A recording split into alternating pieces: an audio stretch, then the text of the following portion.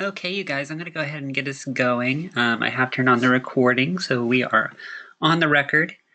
This is a really good turnout. I'm glad to see you guys joining me tonight. For some of you who may be campus students, I know the online format is a little bit different, and so it might be different than what you're used to, but it should be an interesting experience in any case, and I think it's valuable to get a little bit of this experience given the online nature of the current media landscape as well. Um, okay, well, let's see. So you guys are here for Aesthetics and Theory of Communication, and I am your instructor, Lisa Smith, and I'll be your course director this month. This course is a foundations course, much like the last two MCBS classes that you've taken, the introduction to media communications, as well as new media tools. So a lot of the stuff we'll cover is going to apply to all the things you'll be studying from here out. So think of this in very media neutral terms, meaning that these ideas can apply regardless of what kind of media you're working with. And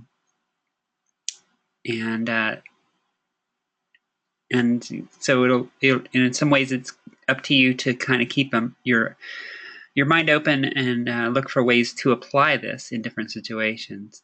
We'll be using some specific media formats in the class, particularly advertising, as you've already seen, movie posters, and actually book covers, but only because those give us really clear and interesting examples to look at. Just out of curiosity, what are some of the areas of interest that you guys have as far as the media industry goes?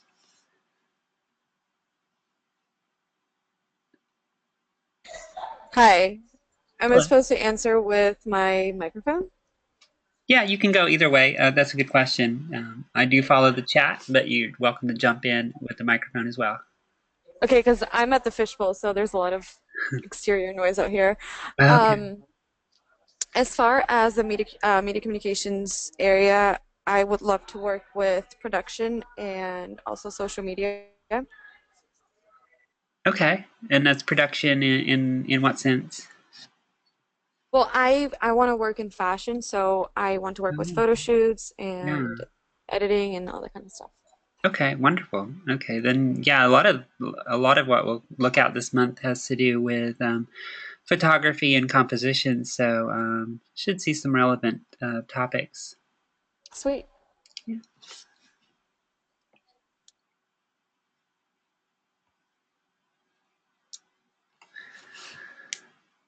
So yeah, what we are covering is heavily focused on visual media. I know occasionally we have some of you will be interested in more of the writing aspect of media and journalism. Um, and there's still some relevance here as well in terms of storytelling and and so forth. And actually, we'll talk about typefaces later on as well. So what I find is a lot of students will come into this month not really knowing what to expect, what this class is all about. So I'd like to ask, what does aesthetics mean to you? What is when you hear that word? How would you define that, and how do you hear it used? Personally, I usually use the term aesthetics for coordination of visual stuff like maybe color schemes or how a typeface might go with another one or even the same typeface but different mm, just how visually things go together. Okay, actually, that is pretty dead on as far as how we're approaching it this month. A lot of times you'll hear people say, something is visually appealing or has a or aesthetically appealing, or has a good aesthetic, meaning is attractive or has an interesting style. And that's kind of a casual way to use the term. It comes from a branch of philosophy, in particular the philosophy of art, that focuses on what makes something beautiful. What are some of the sensory and emotive, like emotional aspects of how we define beauty? Um, and even looking at the history of art, you can see that that's really been a very fluid thing. What's considered beautiful to one individual could be completely different from what is beautiful to another, and as well as different art movements. We have Jackson Pollock's very abstract piece up in the upper left, and um, a Monet painting in the lower right. Both are considered greats in their particular movements, but obviously very different uh, ideas of what makes great art. Since we are modern day media professionals and we want to communicate a message without taking a chance of that much subjectivity, we need something a little more concrete to work with. So that's where this idea that was that Letitia described comes into play.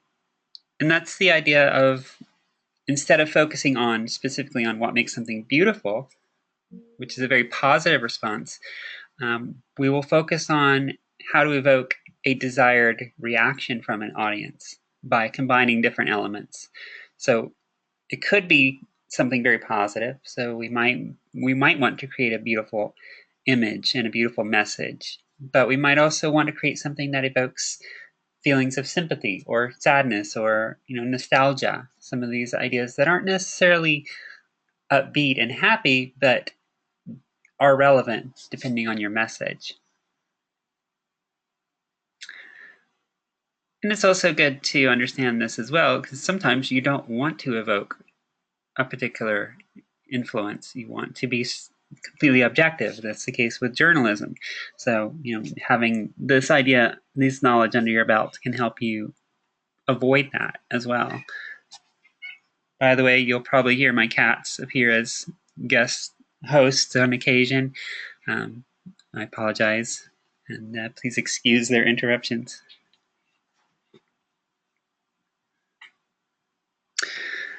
And so when we say media elements, I'm talking about the components that make up a piece of media. This could be the image, the use of color, the use of sound in more rich media, whether it's music or voice. Um, we will get into different styles of typeface in this course, since that is something that's relevant to many of your interests. And we'll talk about composition, which is how you frame your subject and how you add emphasis to particular focal points to make sure that your audience looks where you want them to look and in the order you want them to look there.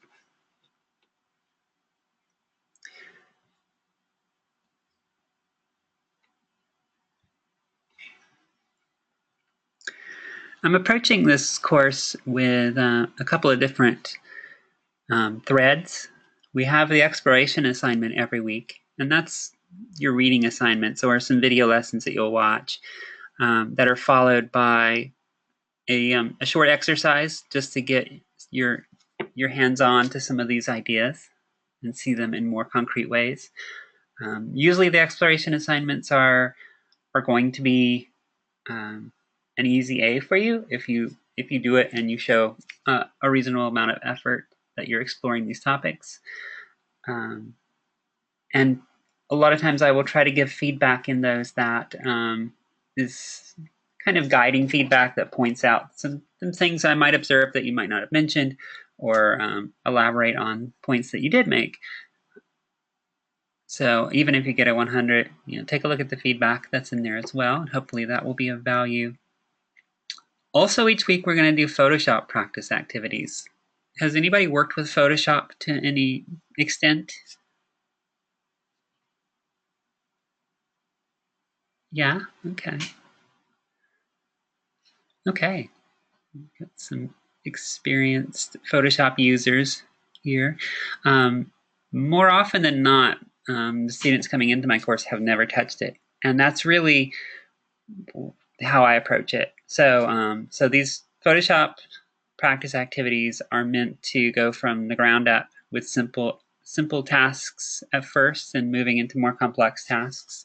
So we'll do things like adding text or cropping, moving into editing color to some more complex photo compositing, so taking elements from one photo, putting it into another, and that sort of thing.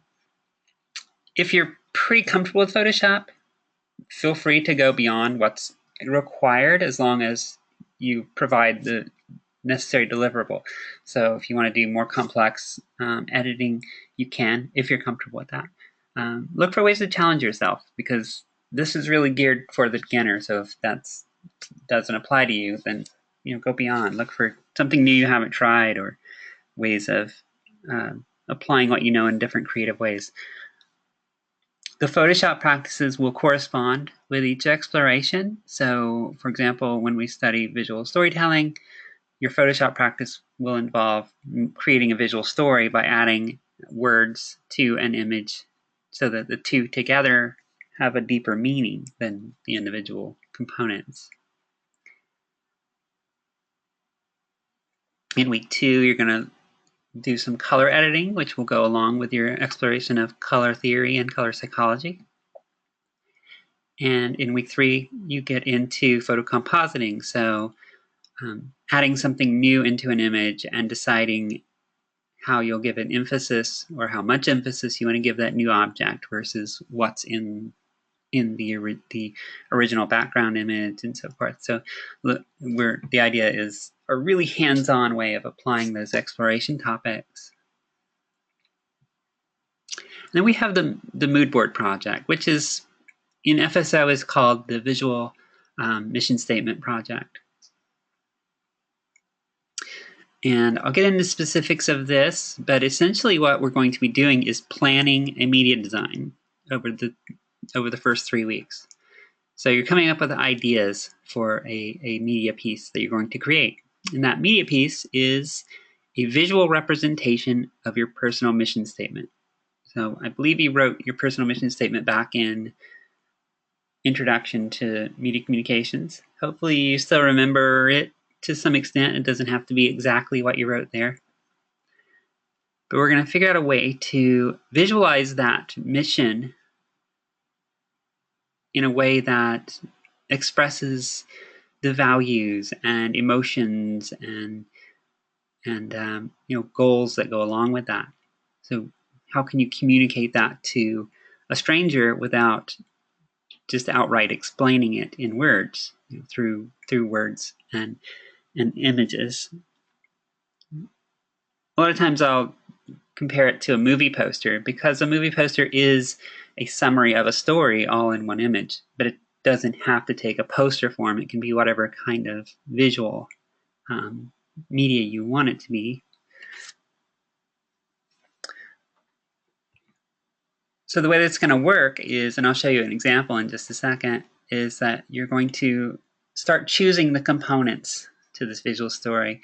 Ideas, really, just what kind of imagery you're going to use, what colors do you see playing an important part, and you'll look for typefaces and to have a particular mood. And then in week 4, all of these pieces come together and you'll actually create that design. So you'll use your Photoshop skills, you'll apply the exploration topics, and create that design. Are we good so far? Any questions or comments or anything? So far, so good. Great. Has anybody worked with a mood board before? Are you familiar with that at all? Yeah, for the design team on for the Hall of Fame for sorry for Friday Friday Blend? Blend. Yeah, we had to do mood boards for our project. Okay, so you're getting a bit of an advanced look. You'll actually be using them this month, but also down the road in, I believe, the web design course and possibly some others. Um, would you be able to summarize what they are exactly? I would say, let's say you're working on a magazine Mm, or a website. It's just the fonts that would be used, the color palette, and some other articles or pictures that would probably fit into the aesthetic of the project itself. okay, yeah, that is true. They're essentially a brainstorming tool. They started off, as to my understanding, they started in the interior decorating industry, where decorators would collect ideas like particular fabrics or paint swatches and or different furniture styles and so forth. And they would collect these all onto a single um, collage so that they could refer back to it as they're developing their ideas. Um, Graphic designers adopted the idea, and that's what you see here is a graphic designer's mood board. This is just a random one I found online, where this designer is probably working on a project that involves a kind of a retro graphic art style with a lot of these cutout looking shapes and lettering styles. So they've collected some previous examples of that style that they could refer to, as well as some selection of potential typeface styles and a color scheme that they're beginning to formulate. This is a really simple one-page mood board, and what a mood board has, what it offers, is the ability to collaborate. So, like you're talking about with the Friday Blend team, you have this mood board that you can share with your teammates, you can share with clients, um, so that you're all on the same page. You know that everybody on the team has that shared vision in that case. Or if you're working with a client, you can make sure that what you're doing fits um, their idea of the design and that it meets their needs and their expectations. So from the very beginning, they can begin giving you some feedback to help guide your effort and avoid any kind of rework. This is really early stages, so it's before you've even begun, getting your hands into any design tools. You're just setting the creative direction. So it's much easier to change direction at this point than it would be if you've already got your video laid out on the timeline, or if you're already in Dreamweaver developing a website. So that's the idea we're working under. So suppose, for whatever reason, you're creating a visual representation of your mission statement for a client. Um, this is how you would share that early brainstorming with them. Arts are going to be a little different. We're using a Pages document. Oftentimes, you'll use an online document like a Google presentation, Google Slides, or a whiteboard. Google Draw is good. There's actually tools specifically for mood boarding that are online and in the cloud, so you can share them easily. Since this is for class purposes, we're going to use a template that I created in Pages. It looks something like this. It's changed a little bit on this page, but since this was taken. But it's going to be done in stages, so week by week. We're going to start off by just setting your creative direction, coming up with your visual ideas. The current template has a place for you um, to provide your mission statement. The text of your mission statement here can be a short summary if your mission statement is really long. Usually there are a few sentences though. And then there will be a place for you to provide a description of the themes, the visual themes that you see playing a part in communicating that idea. This student has collected a interesting set of photos to represent her mission statement. She has organized them, and actually the way you organize your mood board is really going to be left up to you. But the more organization you put into it, the better. In this case, she's categorized the images into textures, concept illustrations, so kind of the overall imagery that she wants to include, colors, as well as some ideas for typefaces. You can follow this pattern. You can come up with something that works more for you. It's up to you. All of these little yellow buttons are actually comments that she added that explain why she chose these particular images. And that's something that I do recommend. More comments, the better.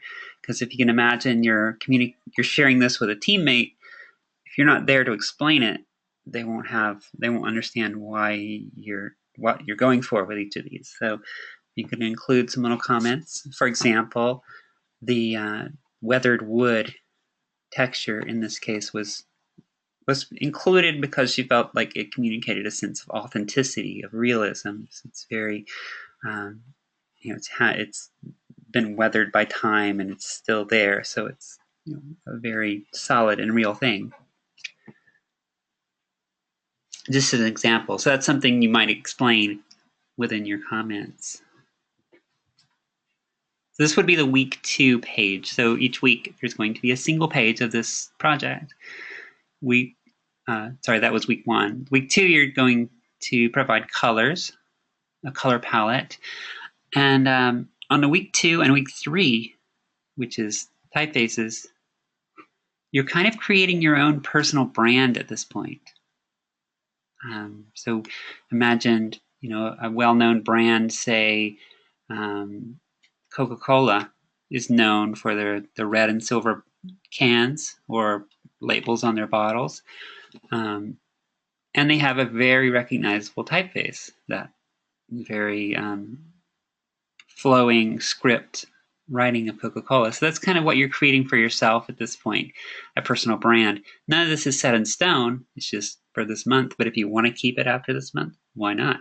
You put the effort in. But it can continue to evolve. So week 2, you're going to use your exploration of color theory to come up with a set of colors that will represent your personal brand in the form of, say, logos or titles or text that are on the image that you create. And as I said, in week 3, it's going to be about typography. Typography in the sense of styles of typefaces, not highly detailed typography, dealing with kerning and spacing and all these, font size and weight and all that. But just picking typefaces that fit your style and your mood, the mood of your mission statement, and how to combine different typefaces so they're relatively complementary instead of very clashing styles. Here's what all this leads to. This is her final design. We have the weathered wood. We have that image of someone standing on the edge, which was, if you remember the illustrations she included. Those colors appear in the text, and the typefaces that were chosen are also there. There's a combination of this very free-form script typeface combined with a more structured sans serif blocky typeface. So this is where this is all leading. The real purpose of the mood board project is, for one thing, to show me that you're getting an idea of the topics we're covering, and also to give you a little hands-on with the practice of the advanced planning that goes into media. We all really enjoy getting in there and putting stuff together, start building those pieces of media, because that's the fun part. but the thought and planning that goes in in the early stages is vital to success. If you haven't put that time in and made sure you're on the right track, then you're going to end up doing a lot of rework and wasting a lot of time and money when there's a budget involved, and that's not a recipe for success. All right, any thoughts on just what we're doing this month? That's basically my introduction to the course.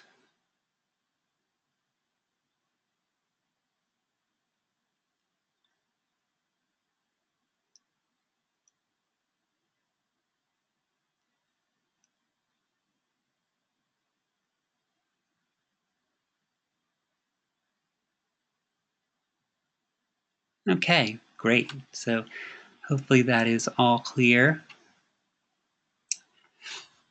So this week's topic is visual storytelling. And you got to explore this a bit in the exploration activity.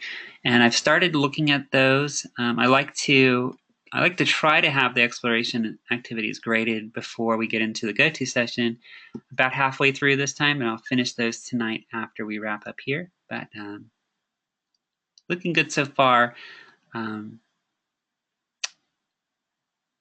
So visual storytelling is, as you might suspect, is the idea of telling a story in a visual manner. So telling a story through images instead of strictly relying on words. Words do play a part sometimes, probably most often, but not always. But it's what I really want to focus on is how do you communicate an idea or an emotion or feeling through your choice of imagery.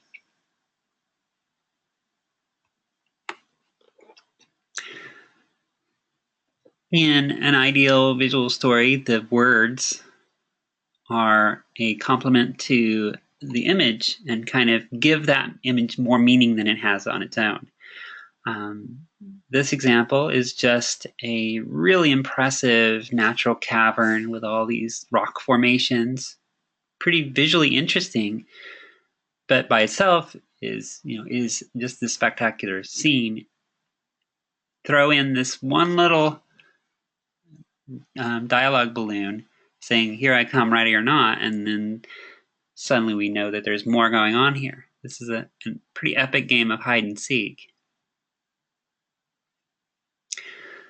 So now we have a storyline just by adding those 6 words. We're playing hide and seek in this incredible natural geologic formation. But beyond that, we are involved in this. In this case, we are the protagonists, since we are the ones hiding and looking out on the scene, hearing this voice saying they're about to come looking for us. So we're kind of thrown into this, and it gets a little bit more of a personal involvement. All right, so I just named these two in describing that image, but does anyone remember the 2 elements that go into a visual story, the 2 essential components that make a visual story?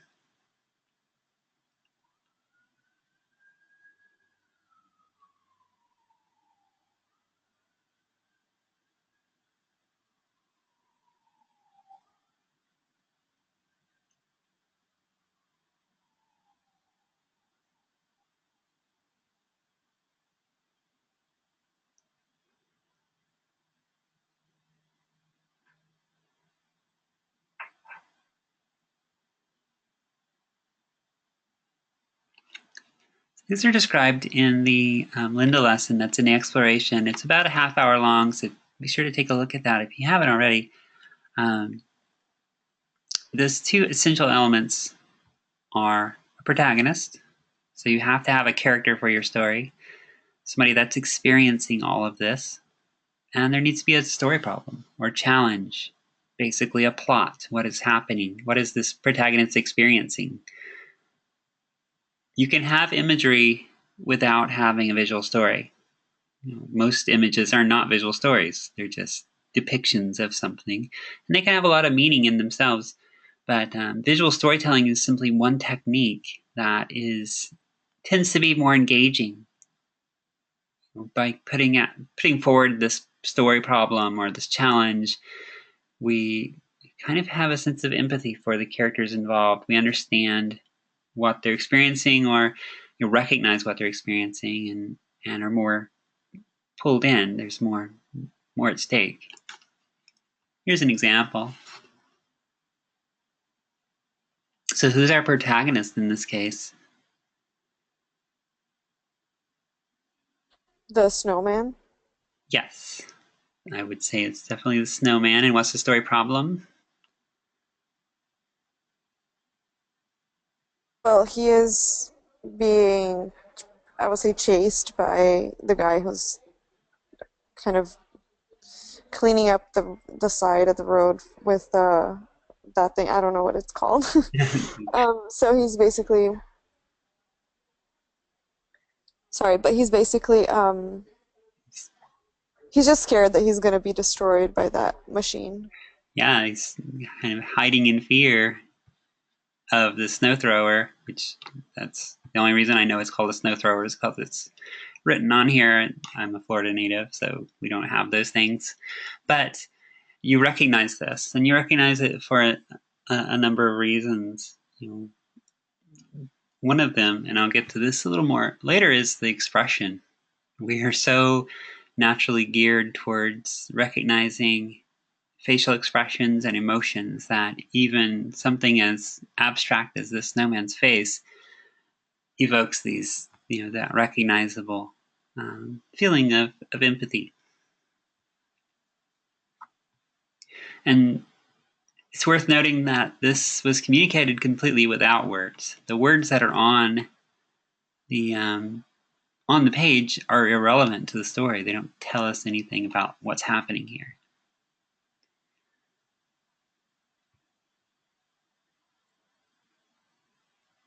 And how about this one? Let's try someone else. Try give me some information on this one. What do you see as being the story problem, and who is our protagonist in this case?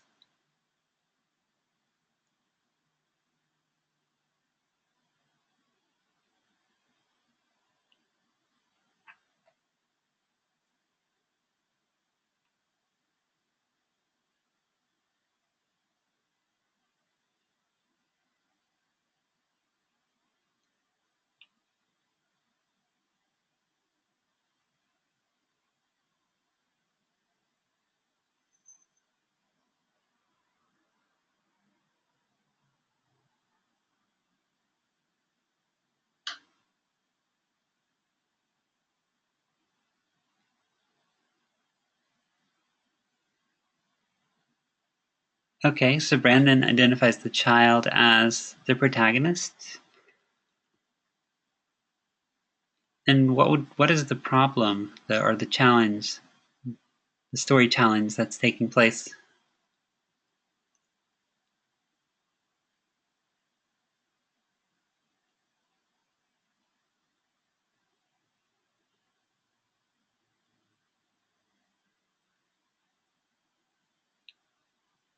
And the text in this case actually is relevant to deciphering the visual story.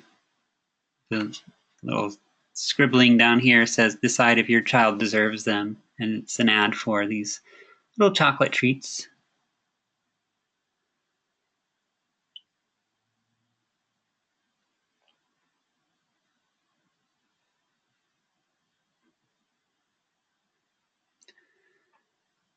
And Brandon is saying, "The child drew on the wall, which from my childhood would have gotten me a spanking, but the drawing is so good, it was as if you couldn't really punish her for it." Yeah, and that's really the case. It's sort of, okay, she's defaced our living room wall, but she's also reproduced this incredible work of art, which is Van Gogh's Starry Night. So do you praise her for that, or do you punish her for the misdeed?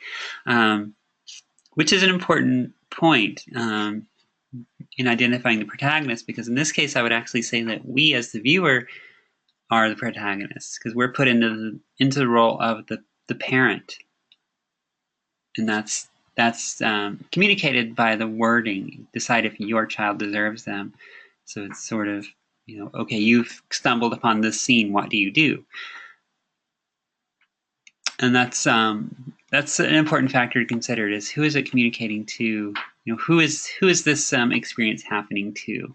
So the child is playing an important part in the story, but I would say that we as the viewer are the experiencer or the main character.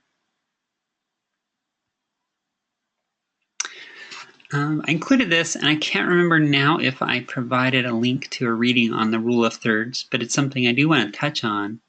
You'll get into this more in your graphic design course, but has anyone worked with the rule of thirds? I know there was some of you had worked with Photoshop, so it may have come up, especially in photography classes. I've never done rule of thirds with the design aspect, but I remember in theater class we had to do rule of thirds when we were designing sets.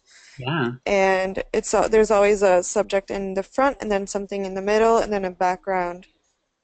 So 3 dimensions basically. Okay, so that's dealing with depth. It sounds like in 2D art, the rule of thirds is about the composition, kind of in a more of a flat format. Um,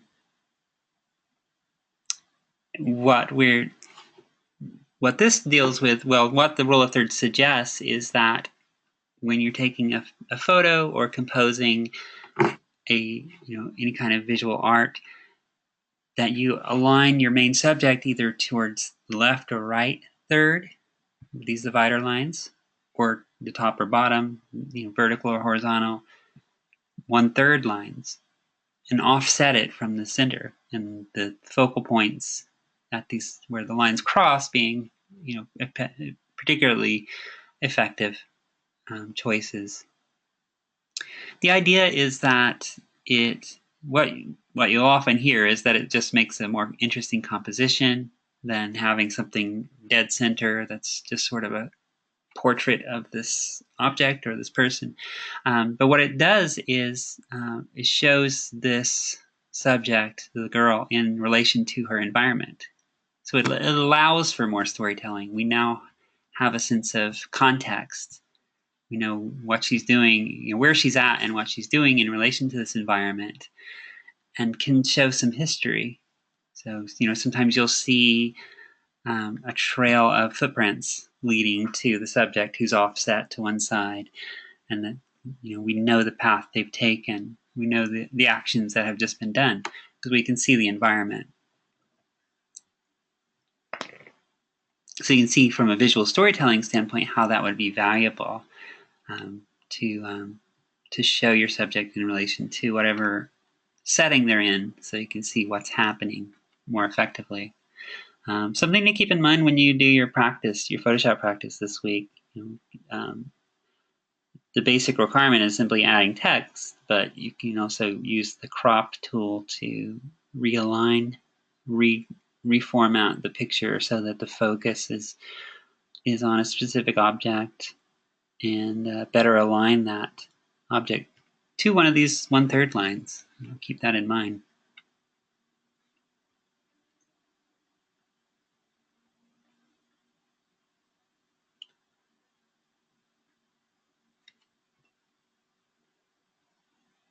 There's the Linda lesson gives a couple of strategies for engaging your viewer in your visual story. Some of them are things like humor. In this case, we do use humor, or humor is used in the example on the left. Poignancy, which is kind of making something very sentimental or emotionally meaningful, and we see that a bit on the example on the right. Both of these are involving animals, but they're animals that have been anthropomorphized or given human qualities in a way. And this goes back to the snowman when I mentioned how hardwired we are for recognizing emotions in other people's faces. This is something that is, they looked at on a neurological level. We naturally reflect back the feelings that are expressed towards us And that's how we feel empathy, is by understanding that. If you think about newborn babies learn how to express themselves by imitating those, the parents or the other adults around them, and that kind of sticks with us. That's built in. My point being that using expressions of emotion in your compositions is a very powerful way of evoking those emotions in your viewer. So this little grumpy, balding cat over here evokes humor for certain. Look at this little, very stoic-looking puppy in the pound. We assume he's in the pound. He is actually literally in prison. Those are prison bars back there. But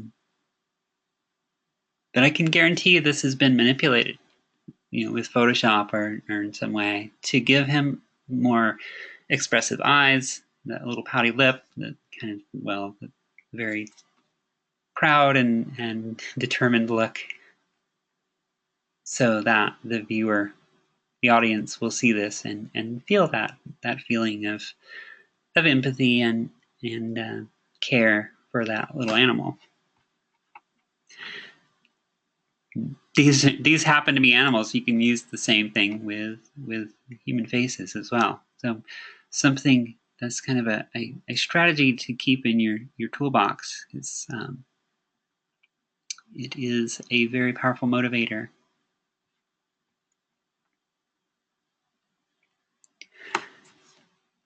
Usually I like to pull the examples from your exploration activity, and I have done that with a few. This is one that I saw today in looking at your explorations, and here's a pretty straightforward visual story. We actually have two protagonists, I would say, in this case, since they're both equally involved, making use of kind of the element of surprise as well as humor, and a bit of a cliffhanger, which is suspense, is one of the strategies described. So they're putting themselves into this very dangerous situation with the jumper cables and the spilled gasoline just because they're mesmerized by the scent of one another due to the Axe cologne.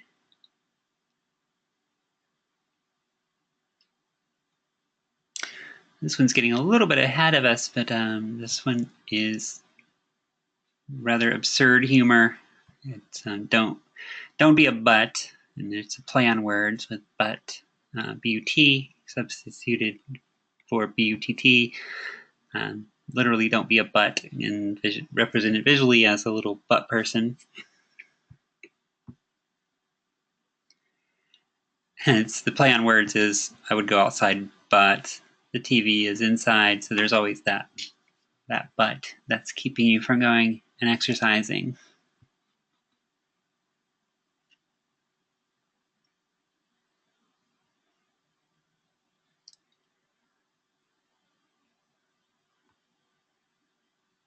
Okay, this is not an advertisement, but something I've included that sadly is very timely due to Carrie Fisher's passing recently, but the actual reason I included this is the idea of framing. When you're creating a visual, and this is relevant to visual storytelling, but can be relevant in many different contexts, the way you depict your main character or subject can influence how they are perceived. And that's based on where you place the camera. So, for example, if you have the camera at eye level, it's going to be relatively neutral. You're not really going to alter the impression of that image any more than it would have been anyway, based on the expressions and the image itself. If you show someone with the camera at below eye level, so we're looking up at them, they will become more imposing. They will look more important and more powerful. So that's what we have with Darth Vader here. We're looking up at him, just slightly from below, but it still makes him feel more imposing. And you'll see this done in more positive ways with figures that are supposed to look more heroic. Um, Leaders, like political leaders that they want to depict in a more positive way, look like more of a leader. They will show them from below as if we're looking up towards them on a stage or podium. And the opposite is also true. If we look down on someone, so like Princess Leia here, they look more vulnerable and more helpless, more less powerful. So this is kind of looking at Princess Leia from Darth Vader's perspective as he towers over her. He's looking down upon her. She's in a less powerful place. You saw this used in this set of ads, the same one. This is from the same series as the the writing on the wall one. In both cases, we've kind of caught these children in the act, and they're in a very helpless position, having been caught doing misdeeds. And so it does put us in that place of authority by putting them in the more vulnerable spot.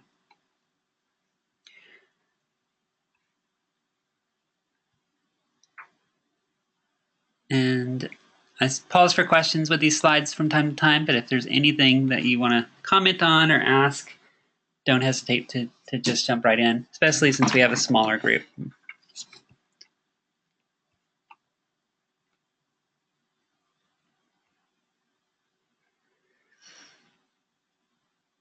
And I've touched on some of the strategies that are listed in the Linda lesson are an intellectual challenge, so posing some question, either directly stated or indirect or non-verbally stated, challenge, surprise, so showing something unexpected, humor, which we've seen a few cases of, poignancy, and that's the emotional kind of giving them the feels, suspense, and suspense is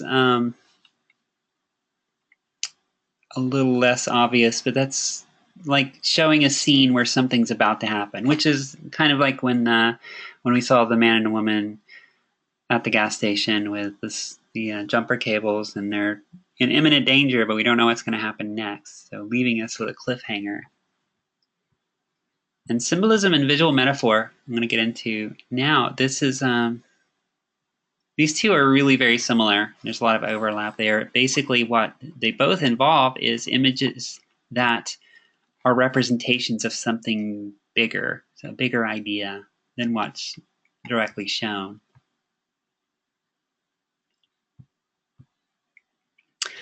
This is more of an example of surprise, but also there's a visual metaphor going on here. Danger is just a matter of distance.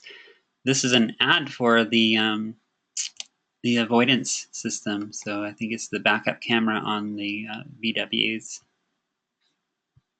And instead of showing that specific feature, they're communicating it through this very vicious but very tiny dog. Distance is a matter of danger is a matter of distance. Up close, you'll get your ankles bitten, but far away, not so imposing.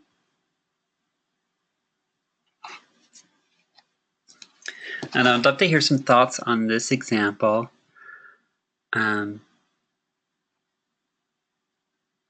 What do you see here, and what feeling does it evoke? And what kind of visual metaphor do you see at work here?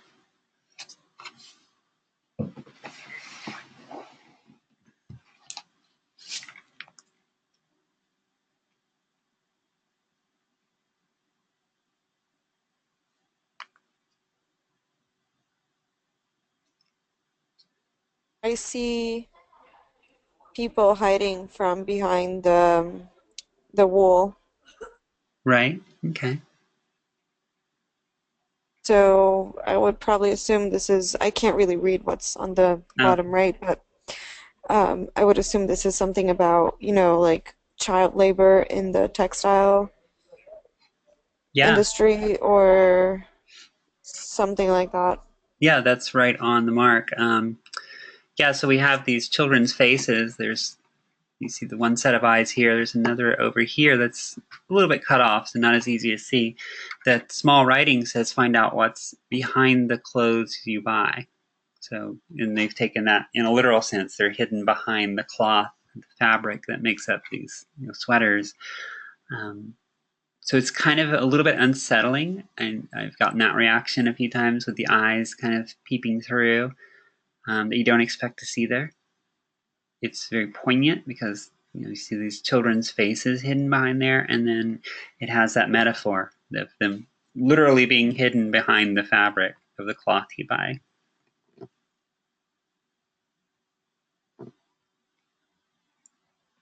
This one I include is not so much symbolic or a metaphor as much it is a challenge, a mental challenge. This very shocking headline, I wish my son had cancer. That raises so many questions in one's mind. Why would anybody wish that? What would bring somebody to even think that? And between that and this very poignant image of the father holding his son, with a very worried expression, it kind of naturally makes us want to know more, and draws us in. And they actually literally tell the story, so instead of relying on visual storytelling, they tell it in the smaller print. Basically, the child has a very rare condition that is less researched and treatable than cancer, so that would actually be preferable in this case, as strange as that may sound.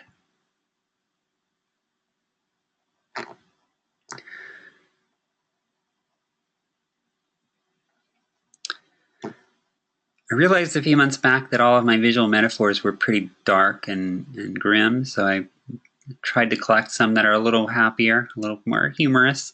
Here we have a sad-looking chair, and once again we see how readily we are able to recognize faces and emotions. This chair, simply because of the downward curving cushion, is clearly very sad because your house will miss you this summer due to the travel deals provided by Alsancac Tourism.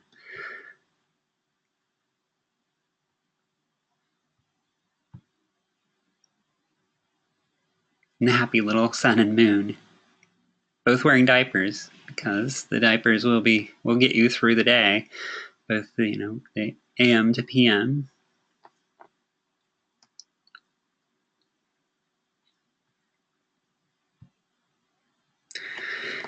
Less happy, and this is more true of the ones I had previously, but I wanted to include this because it is such a powerful example of visual metaphor and symbolism.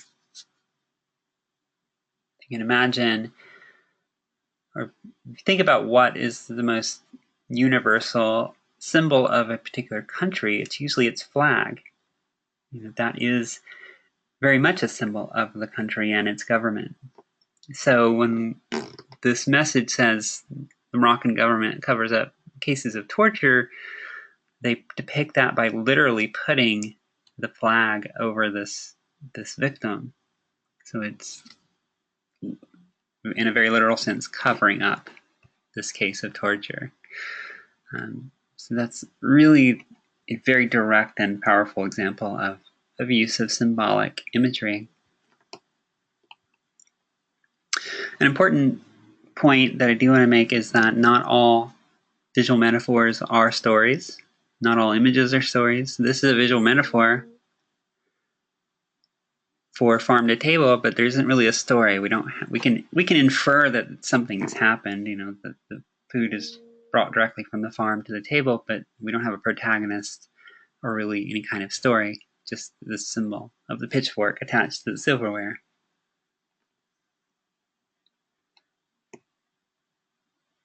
Whereas something like this, or the previous examples, has a little bit more depth. We have recognizable figures and events taking place. And this is a classic one, at least in my world, because I see a lot of these month to month. But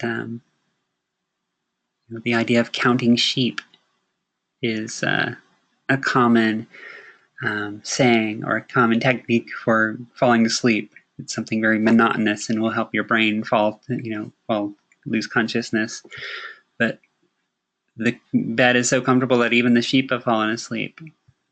And this is a good point also, and that is that you want to communicate your message in as relatable a way as you can for your audience. So if you know who your audience are, you can really gauge what they'll get and what they won't. There's some things that are just kind of culturally universal, like the counting sheep, which is less, we don't hear that as much anymore as we did when I was young. But those kind of cultural memes and ideas that just go around, you can leverage those to communicate your message. It's easy to fall into a trap where you miscommunicate something because people have different associations with different images or even colors, which we'll get into next week, talking about associations with colors. So, being aware, being current with what's popular and what's the general ideas of your culture or the culture of your audience, because that could be different from your own, is really useful.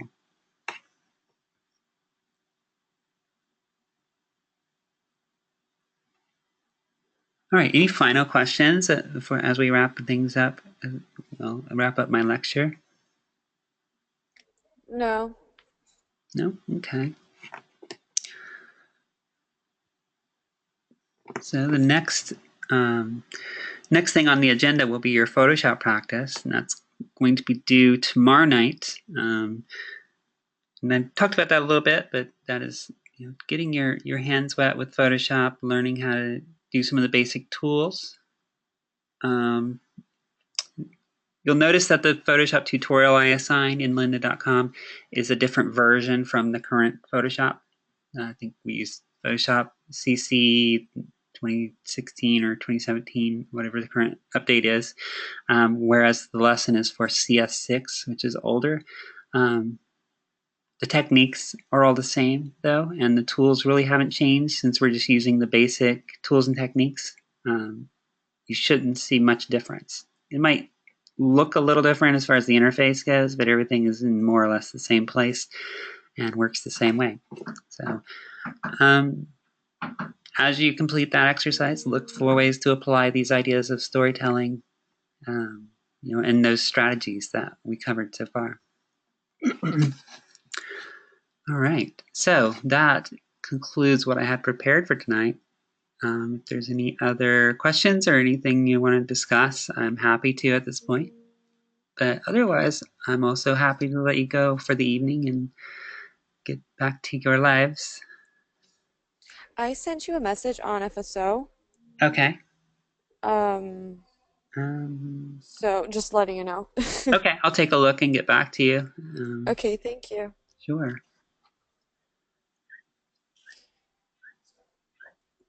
All right. But yeah, if there's anything else, let me know. Otherwise, thank you all for joining me tonight. I really appreciate it.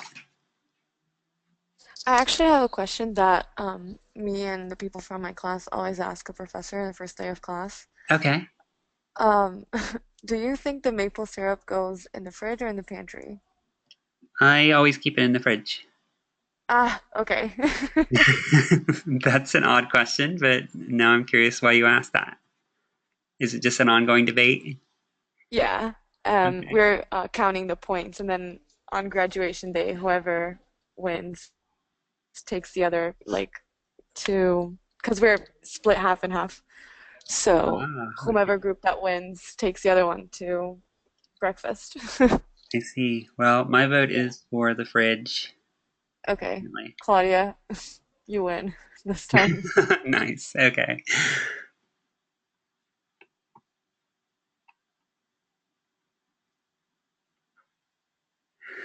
I'll be eager to see who wins that in the end.